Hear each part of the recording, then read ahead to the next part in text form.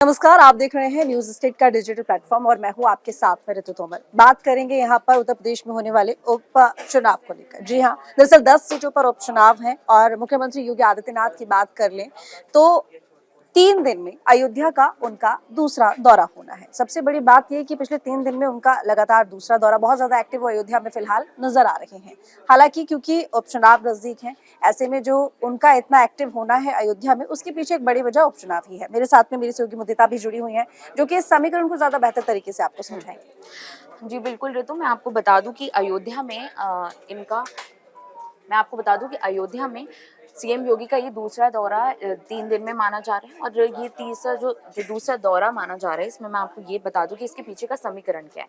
इसके पीछे का समीकरण ये है कि यहाँ पर जो सपा के सांसद बने थे, जो अवधेश प्रसाद, उन्होंने इस्तीफा इस पद से दे दिया था। यहाँ की सीट खाली हो चुकी है, जिसके बाद योगी आदित्यनाथ ने अब अपने हाथों में कमान सौंप ली, मतलब कमान ले ली है। और उन्होंने अब दृढ़ निश्चय कर लिया है कि इस सीट पर वो जीत हासिल करेंगे। और जो भी लोकसभा चुनाव में उनको अयोध्या से हार मिली थी, अब उससे वो सीख कर वो आगे इस पर सोचेंगे। बिल्कुल बिल्कुल ठीक बात यहाँ पर, क्योंकि देखिए अयोध्या की सीट की बात करें तो मिल्कीपुर सीट है, जहाँ पर अवधेश प्रसाद जो थे वो विधायक थे, लेकिन वो लोकसभा चुनाव हुए जिसमें वो सांसद बन गए हैं फैजाबाद से, जो कि करारी हार बीजेपी के लिए रही, क्योंकि अयोध्या वो मुद्दा है जिसको बीजेपी ने 2 चुनावों में भुनाया है और जिसके जरिए बीजेपी केंद्र तक पहुंची है।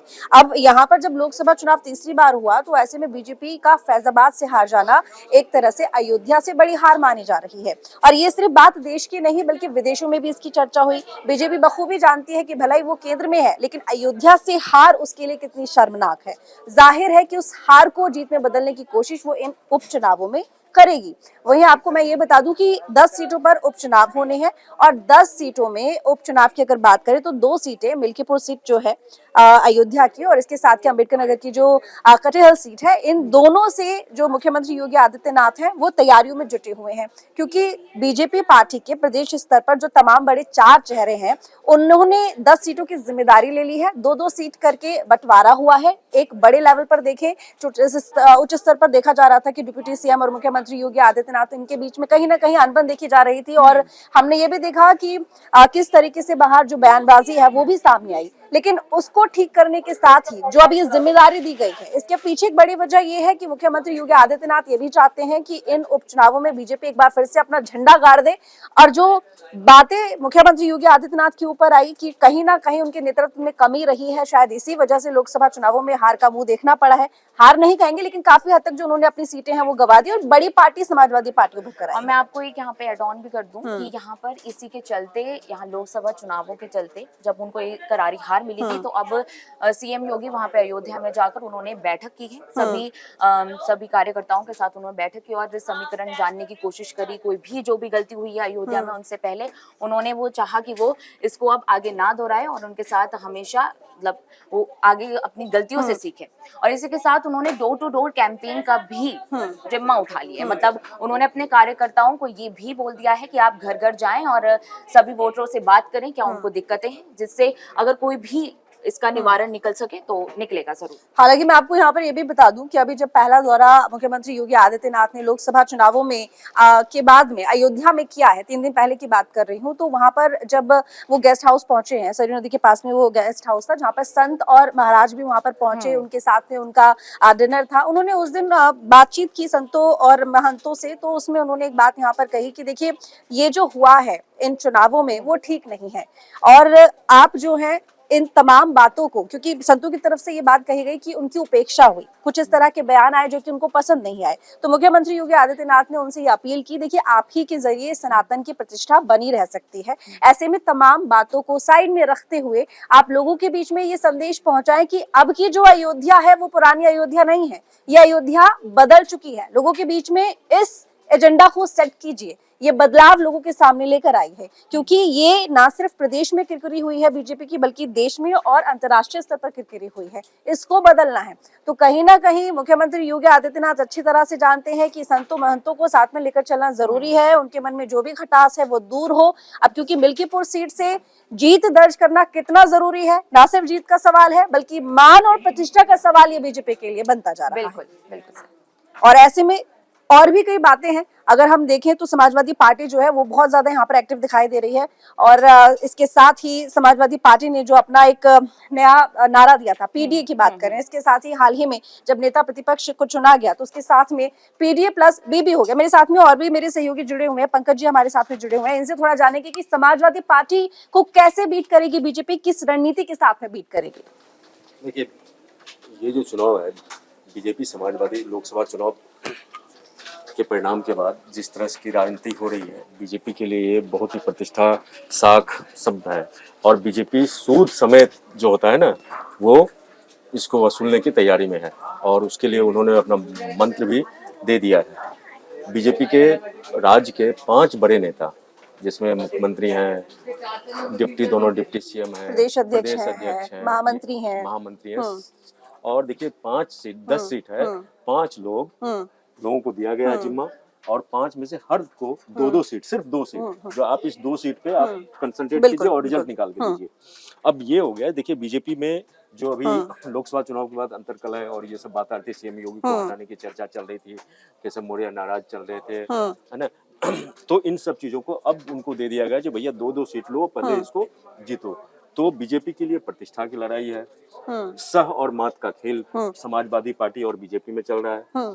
समाजवादी पार्टी लोकसभा चुनाव के जो परिणाम है उससे काफी उत्साहित है, लेकिन बीजेपी उस हार से, लोकसभा चुनाव में मिले हार से सबक लेते हुए क्या क्या कमियां रही, उस कमियों को दूर करके ये चुनाव जीतना चाहती है। और इसलिए आप देखेंगे जो बीजेपी ने 10 विधानसभा सीट है, सिर्फ एक आरएलडी को दिया है, 9 अपने पास रखने का कर दिया है। हालांकि अभी ऑफिशियल अनाउंसमेंट नहीं हुई। हाँ, लेकिन लगभग तय, जो बीजेपी यूपी में इस 10 विधानसभा सीट पे बीजेपी उसके एवज में अपने सहयोगी दलों को कुछ और ऑफर कर सकती है। लेकिन ये 10 सीट पे जो चुनाव हो रहा है बीजेपी के लिए काफी मायने रखता है, क्योंकि इससे देश की राजनीति का आने वाले दिनों में दशा और दिशा दोनों बदल सकती है। उसका 2027 का जो विधानसभा चुनाव है उसके लिए ये है। अगर इस उपचुनाव में 10 सीट में से अगर बीजेपी का अच्छा प्रदर्शन नहीं रहता है, ठीक है, तो उसके बाद बीजेपी में हमें बड़ा परिवर्तन भी प्रदेश लेवल पे हमें देखने को मिल सकता है। तो इसलिए बीजेपी, सीएम योगी और जितने भी लोग हैं वो कोई रिस्क लेने के तैयार है। सीएम योगी लगातार, अब देखिए सीएम योगी इस हफ्ते में लगातार दूसरी बार अयोध्या जा रहे हैं। सीएम योगी अयोध्या जाके अयोध्या के संतों को अपील करते हैं कि भैया सनातन को बचाना है तो आपको आना पड़ेगा, और आपके सहयोग के बिना ये मुमकिन नहीं है। ये बहुत बड़ा उन्होंने ये बयान दिया है।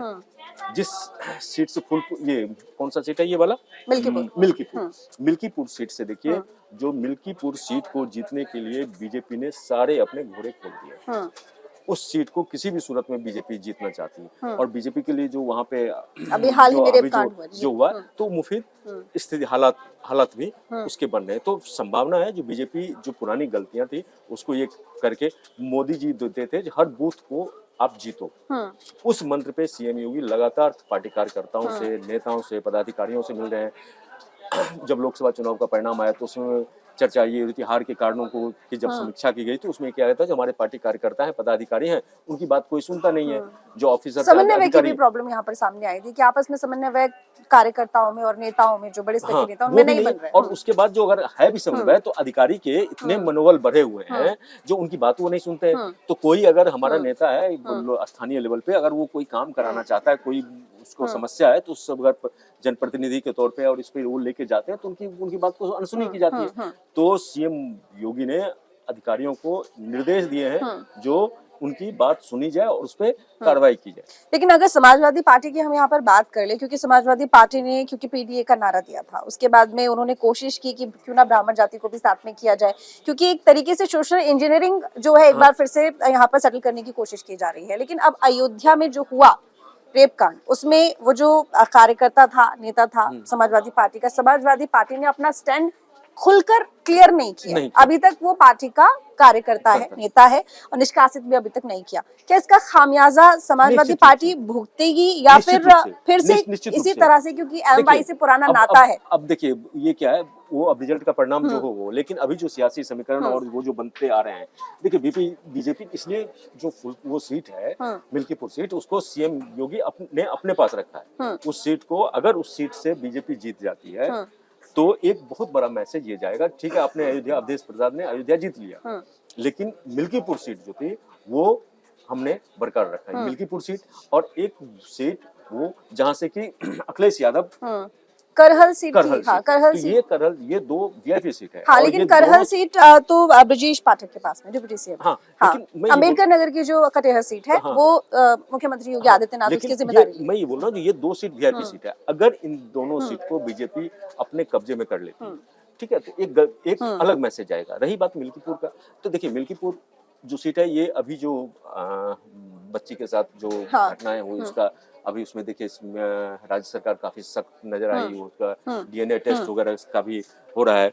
देखिए इसमें क्या है, जो बीजेपी को इस पे फ्रंट फुट पे खेलने का मौका मिले, ये ऐसे मौका मिल गया है। देखिए जो आरोपी है वो समाजवादी पार्टी से संबंध है, वो अवधेश प्रसाद से संबंध है, पीड़िता जो है सो दलित समुदाय से है, तो इसलिए बीजेपी को वो खेलने का ये मौका मिल गया। और बीजेपी महिला सुरक्षा को लेकर जो हमने पिछले दिनों ये देखा, एंटी रोमियो स्क्वाड, ये सब, तो ये सब उसी की कवायद है। अभी देखिए फुलपुर ये में अयोध्या में सीएम योगी ने 2 से 3 दिन पहले की बात है, जो वहाँ पे अस्पताल था, वहाँ पे विकास का, अयोध्या के विकास की बात हो रही है। और विकास की बात में क्या है, जो वहाँ के अयोध्या सीट हारने का एक जो मेजर रीजन था, वो रीजन ये था, जो साधु संत जो थे सो नाराज थे। अब साधु संत क्यों नाराज थे?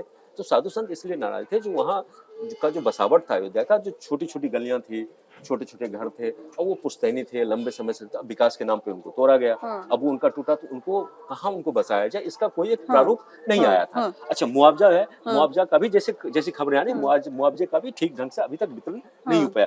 तो ये जो खामियां थी, या स्थानीय स्तर पे जो नाराजगी थी, उसको दूर करने की कोशिश मुआवजा तो दिया गया, लेकिन संतुष्टि लोगों के बीच संतुष्टि में में उस मुआवजे को लेकर नहीं है। हाँ। अब देखिए वो, अब मान लीजिए, अब सड़क के किनारे पुश्तैनी जमीन है, पुश्तैनी घर है, पुश्तैनी वहाँ पे दुकान है, आप उनको तोड़ दिए। अब एक नॉर्मल तरीके से जो होता है, आपने उनको मुआवजा दे दिया, ठीक है, मुआवजा तो दे दिया, लेकिन वो फिर कहाँ बसेंगे? उनको उस दुकान से, छोटे से दुकान से, मान लीजिए किसी का फूल का दुकान था, उससे उनकी आजीविका चलती थी। अब उसके बदले में जमीन का, मान लीजिए 1 कट्ठे या 1 एकड़, जो भी जितना भी जमीन होगा, उसका आपने कुछ अमाउंट जो फिक्स है, उस हिसाब से आपने दे दिया, लेकिन क्या उससे उनका जीवन चलेगा? बिल्कुल। तो ये सब चीजें जो हुई, इससे लोगों अच्छा, में इसमें एक दूसरा एंगल और देख सकते हैं, जिस तरीके से आप यहाँ पर ये बता रहे हैं कि जो मिल्कीपुर सीट है वो जीतना बहुत जरूरी है, जाहिर है उसके पीछे एक बड़ा, ये लोकसभा सीट में जिस तरीके से हार हुई है, उसके बाद ये मान सम्मान प्रतिष्ठा का सवाल हो जाता है।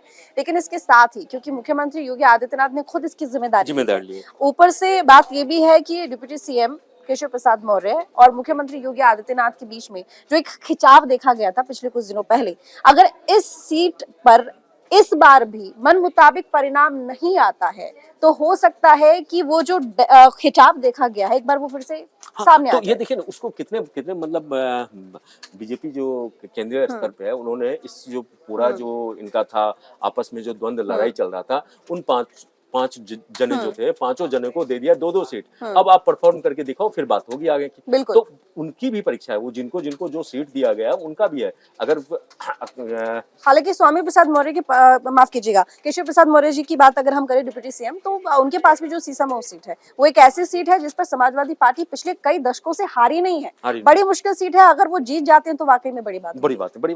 जैसे आप ये देखिए, प्रयागराज वाला सीट है, प्रयागराज वाला जो सीट है, फुलपुर सीट का देखिए, फुलपुर सीट जो है, फुलपुर सीट आपके इसके ब्रजेश पाठक के पास में, माफ कीजिएगा, ब्रजेश पाठक के पास में जो जिम्मेदारी है वो सीसामऊ सीट की है और करहल सीट की है। दोनों ही सीटें बहुत स्ट्रांग हैं। अगर ब्रजेश पाठक कहीं ना कहीं, क्योंकि वहां पे प्रचार प्रसार करेंगे, उनके हाथों में जिम्मेदारी है, जीत जाते हैं तो बड़ी बात होती है। लेकिन फूलपुर और मझवा, करहल सीट है, करहल सीट से एक और ये है, जो करहल सीट वो सीट है जिसपे की कुर्मी बाहुल्य सीट है, और दूसरा अखिलेश यादव उस सीट को जीत के बीजेपी को एक मैसेज देना चाहते हैं, जो भैया वहाँ के जो स्थानीय विधायक थे, वो अभी जीत के लोकसभा पहुंच गए, वो बीजेपी के खाते में था। तो उस सीट को अखिलेश यादव किसी भी सूरत में, मतलब ये बीजेपी के लिए इतना गेम बहुत आसान नहीं है, जो मतलब आप 10 में से 10 सीट, हालांकि देखिए ये 10 सीटों में से 3 सीटें ही बीजेपी के पास थी, 2 इनके गठबंधन के पास में थी, बाकी 5 सीटें समाजवादी पार्टी के पास में थी। बीजेपी ज्यादातर सीटें जीत जाती है तो अच्छी बात होती है, पर मुझे ऐसा लगता है ओवरऑल कि देखिए, ज्यादा से ज्यादा सीटें जीतना बीजेपी का एजेंडा है, उसकी जरूरत है। लेकिन यहाँ पर सबसे टॉप की अगर बात करें तो मिल्कीपुर सीट ही ऐसी है जिस पर सबसे ज्यादा ध्यान और सबकी नजरें रहने वाली है। बिल्कुल। तो इसके साथ ही बात ये है कि देखिए दोनों तरफ से रणनीति तो बनाई जा रही है जीतने की, लेकिन कौन कितना दोनों स्ट्रांग सह है। और बिल्कुल, मात, एक बिल्कुल। दूसरे को सह और मात कोई देने कम में फिलहाल नजर नहीं आ कोई रहा है। कम नहीं आ रहा है। अखिलेश यादव भी काफी एग्रेसिव है। बिल्कुल, जैसे और अखिलेश यादव जैसे जैसे देखिए आप एनडीए में जैसे बीजेपी फ्रंट लीड पे ले रही है, सिर्फ एक सीट देने का हो रहा है, तो ये इधर भी जो अखिलेश यादव भी है और अखिलेश यादव का जो ये यूपीए इंडिया अलायंस का गठबंधन है, तो उस गठबंधन में मुझे लगता है जो इस पे कांग्रेस बैकफुट पे रहेगी, अखिलेश यादव ज्यादा से ज्यादा सीट पे चुनाव लड़ेंगे और उनकी पार्टी का या जो भी उनका सामंजस्य होगा तो पूरी ताकत से ये गठबंधन भी लड़ेगा। और अखिलेश यादव ने इसके लिए क्या बोलते हैं अपना जो रणनीति है, बिल्कुल रोड मैप तैयार किया हुआ है। रोड मैप तैयार शुरू कर दिया और लगातार वो उस पर मंथन भी कर रहे हैं। चलिए देखिए, ये तो अब देखना होगा कि कौन सी पार्टी यहाँ पर जीतती है। दोनों की तैयारी पूरी है और सबसे बड़ी बात ये कि कंपटीशन इस बार बहुत स्ट्रांग रहने बहुत वाला है। जिस तरीके से हम लोकसभा चुनावों में देख रहे थे कि विधानसभा चुनावों में जिस तरीके से बीजेपी एक तरह से हैट्रिक करके आई थी, उस तरीके से लोकसभा चुनाव में बहुत कॉन्फिडेंट बीजेपी नजर आ रही थी। लेकिन इस बार के उपचुनाव जो हो रहे हैं विधानसभा सीटों पर, इसमें बीजेपी भी थोड़ा सा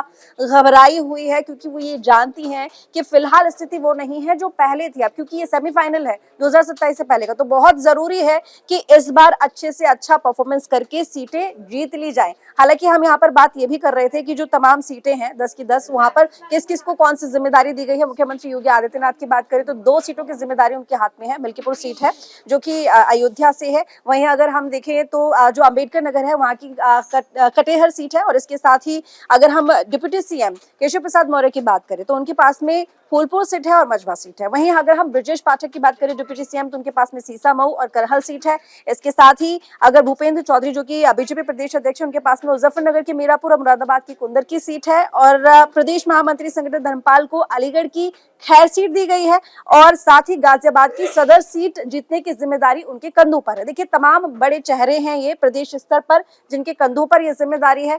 अपनी अपनी सीटों को लेकर जीतने की पूरी कोशिश होगी। ये उन लोगों को जिम्मेदारी दी गई है जिनका कि ये क्षेत्र है। और जो जातीय समीकरण देखिए उत्तर प्रदेश में और या फिर बिहार में जातीय समीकरण बड़ा मायने रखता है। तो ये जिम्मेदारी ऐसे नेताओं को दी गई है जो उस क्षेत्र से आते हैं, उनका प्रभुत्व है, जातीय समीकरण में फिट बैठते हैं। तो ये सारा रणनीति जो बीजेपी ने बहुत ही मतलब सोची समझी रणनीति के तहत इसको सीट का डिस्ट्रीब्यूशन सब कुछ जिम्मेदारी दी गई है। और जो संत समाज और जितनी भी नाराजगी है उसको दूर करने की बीजेपी लगातार कोशिश कर रही है। बिल्कुल। तो चलिए, आपको जानकारी कैसी लगी कमेंट करके जरूर बताइएगा, लाइक कीजिएगा, शेयर कीजिएगा। फिलहाल इतना ही, धन्यवाद।